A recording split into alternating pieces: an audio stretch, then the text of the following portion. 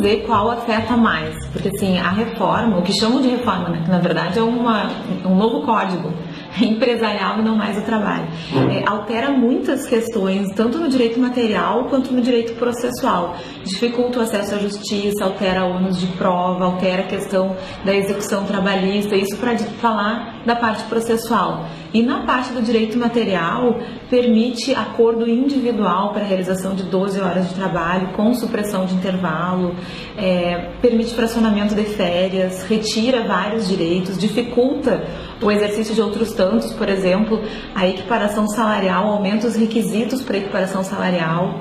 Tem uma alteração que me parece que é extremamente grave, que é dizer que prêmios e abonos podem ser pagos sem integrar o salário.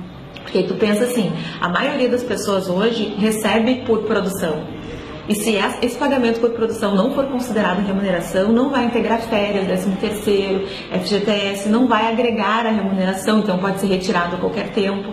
Então isso vai prejudicar bastante o trabalhador. Mas é difícil assim te dizer, tal é o direito, né, mais afetado. Porque na realidade essa reforma desmancha completamente a estrutura de proteção do direito do trabalho hoje.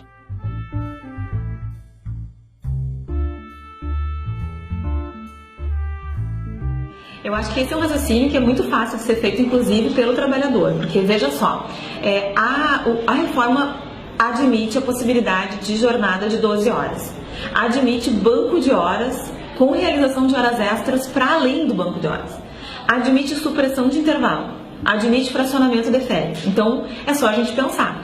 Se a empresa vai poder tomar trabalho por 12 horas consecutivas sem intervalo, como isso vai aumentar o número de postos de trabalho? Não tem a menor possibilidade das alterações propostas para a CLT propiciarem aumento de vagas no mercado de trabalho. Porque se nós estivéssemos realmente preocupados em aumentar o número de empregos, teríamos que reduzir a jornada, que aliás é uma proposta que existe no Congresso Nacional, tramitando há anos, né, sem que a ela seja dado andamento, que é a redução da carga semanal para 40 horas. Bom, aí sim, porque se nós reduzirmos a carga horária, precisaríamos de mais empregados. Aumentando a carga horária não tem como gerar emprego.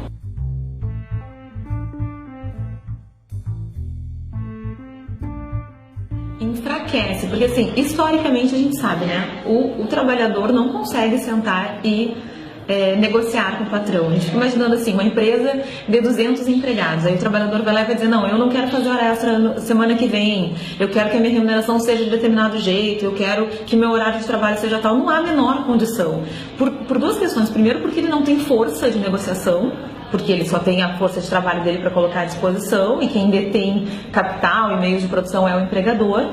E em segundo lugar, porque a empresa é uma atividade coletiva. Então, necessariamente, as questões a serem decididas, banco de horas, a forma de execução do trabalho, são questões coletivas. Por isso a importância do sindicato ter atuação em qualquer tipo de negociação que seja feita entre patrão e empregado.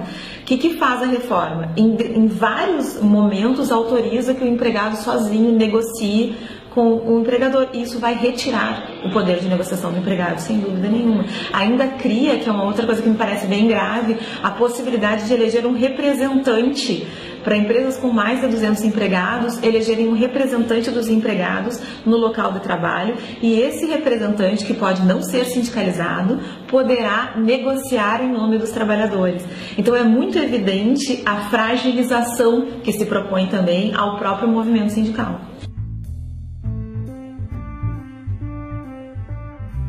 Essa é uma questão talvez assim a mais perversa de todo o discurso que tenta convencer o trabalhador brasileiro de que essa alteração será positiva. Por quê? Porque no direito do trabalho sempre foi possível negociar. Então assim, o negociado sempre pôde prevalecer sobre o legislado com um limite, desde que a condição ali fixada fosse mais favorável que a lei. Ou seja, a lei é o parâmetro mínimo.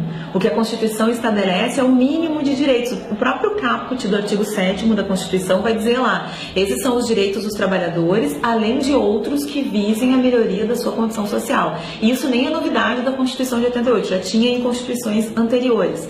Então, assim, sempre foi possível negociar com o sindicato, sempre para que condições mais favoráveis fossem ajustadas. Qual é a diferença agora? O que se propõe, e isso também não é novidade, porque desde a década de 90 que se pretende, sem conseguir fazer essa alteração na legislação trabalhista, é que os sindicatos possam negociar condições menos favoráveis. Só que aí, veja só, a gente cria uma incoerência completa. É a realidade de um trabalhador que vai se reunir em sindicato, vai contribuir para a sua associação, para batalhar por melhoria das condições sociais, vai sentar para negociar com o patrão, para em vez de trabalhar 8, trabalhar 12 horas. Para em vez de ter intervalo de 1 hora, ter apenas meia hora de intervalo. Quer dizer, não faz nenhum sentido o que se propõe.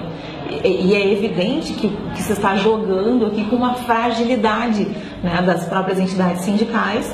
E veja que junto nesse bojo de medidas existe a proposta de fim do imposto sindical. Então, o que se pretende? Fragilizar o sindicato, deixar o sindicato sem condições de funcionamento e, ao mesmo tempo, permitir que ele negocie condições menos favoráveis, inclusive com moeda de troca, né? Tudo bem, a gente estabelece uma contribuição obrigatória para os empregados filiados, mas desde que vocês aceitem que o intervalo não exista mais e seja indenizado, por exemplo, que é uma das coisas que, inclusive, está referida expressamente no texto da reforma trabalhista. Esse é o segundo aspecto da fragilização, sem dúvida nenhuma, porque a reforma vai incluir prescrição intercorrente no processo do trabalho, que é algo que a jurisprudência trabalhista rejeita de forma unânime. Está lá a previsão de inclusão, e vai estabelecer quitações. Vai dizer, por exemplo, o empregado que aderir a um plano de demissão voluntária no âmbito da empresa poderá, com isso, outorgar quitação do contrato. É difícil de explicar de uma maneira mais simples o que isso significa, mas assim, resumindo, significa dizer, se o empregado assina aquele documento, ele não vai poder ir até a Justiça do Trabalho e reclamar nenhum direito. Além disso, outra introdução de alteração no 477 vai dispor que a cada ano o empregado, perante o sindicato, lá no âmbito da empresa, poderá quitar os seus direitos. Ou seja, acabou o primeiro ano de trabalho, ele é chamado lá pelo empregador e vai dizer, não, está tudo pago esse ano, está tudo certo. Veja, ele está dentro de um vínculo de emprego, sem garantia nenhuma contra a despedida. Qual autonomia ele terá para dizer realmente se os direitos dele estão sendo respeitados ou não? Mas a previsão nessa alteração que se propõe ao 477 é que ele, assinando esse documento, dizendo, eu estou dando quitação do que me foi pago até agora, estaria impedido de discutir todos os direitos relativos a esse ano de trabalho na Justiça do Trabalho. Então, assim, são várias alterações que dificultam e impedem o acesso à Justiça do Trabalho.